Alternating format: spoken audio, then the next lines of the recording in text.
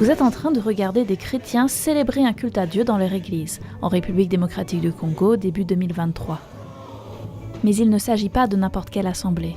En effet, quelques semaines plus tôt, un attentat à la bombe dans cette même église a fait 17 morts. Ce que vous voyez est leur premier culte après l'attaque.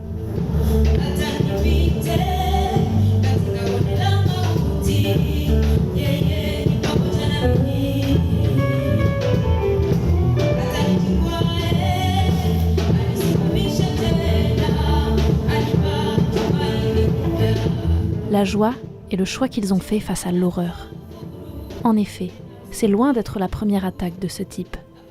Dans de nombreuses régions d'Afrique subsaharienne, les chrétiens subissent la violence, les meurtres, les enlèvements, les viols. Tout ça de la part d'extrémistes qui, s'ils ne peuvent empêcher les chrétiens d'adorer Jésus, sont alors résolus à les exterminer.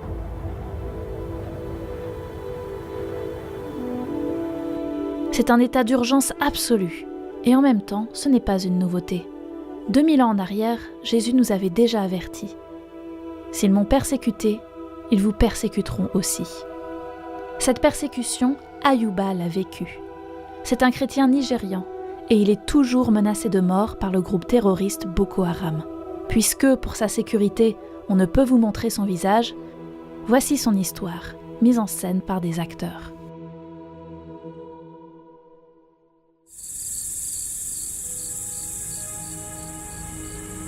En pleine nuit, nous avons entendu un premier tir. Mon père nous a ordonné de fuir. Moi, mes frères et mes sœurs, nous nous sommes mis à courir à toute vitesse. Nous avons attendu le lever du soleil pour revenir dans notre village.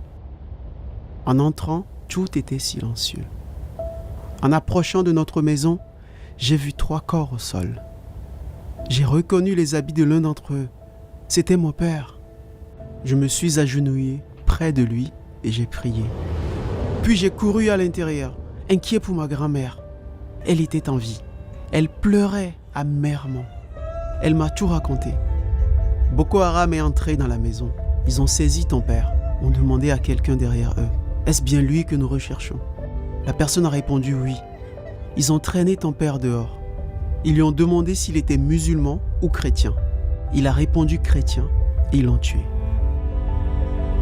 Quelques semaines après l'attaque, Boko Haram a envoyé une liste dans notre village. Une liste d'autres personnes qu'ils allaient venir abattre. Ma famille et moi avons dû tout abandonner et quitter notre village.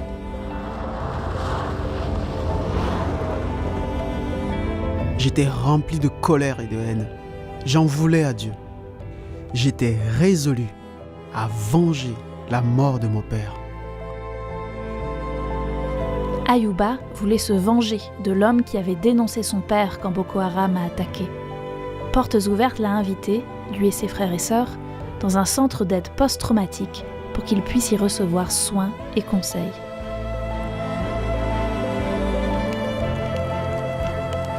Avant ma venue ici, j'avais décidé de ne jamais pardonner.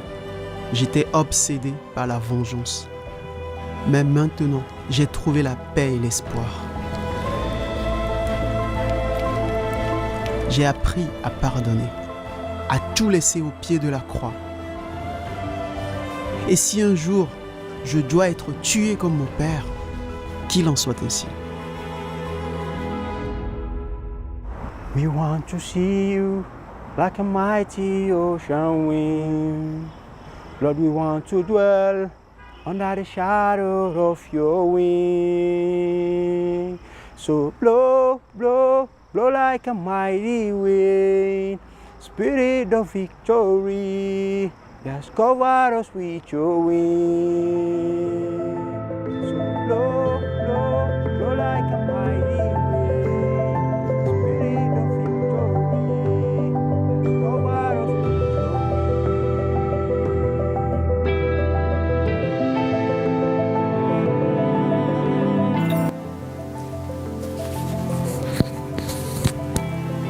La vidéo que vous venez de voir a été diffusée lors du Dimanche de l'Église persécutée 2023. Alors qu'est-ce que c'est, le Dimanche de l'Église persécutée ? Tout simplement, c'est un événement qui a lieu tous les ans nous proposons aux églises d'organiser un culte spécial autour du thème de l'église persécutée. On propose un dossier avec une prédication, des actions, des activités pour enfants et des vidéos. Cette année, le dimanche de l'église persécutée a lieu le 10 novembre. Le thème est « Rien ne nous séparera ». Vous pouvez l'organiser dans votre église locale. Précommandez gratuitement le pack complet à cette adresse. Le dimanche de l'église persécutée, en fait, c'est l'occasion idéale d'introduire le sujet de la persécution aux membres de votre église qui n'y sont peut-être pas encore sensibilisés. C'est aussi l'occasion d'édifier votre assemblée avec des témoignages bouleversants de frères et sœurs qui traversent la persécution en s'accrochant à Dieu.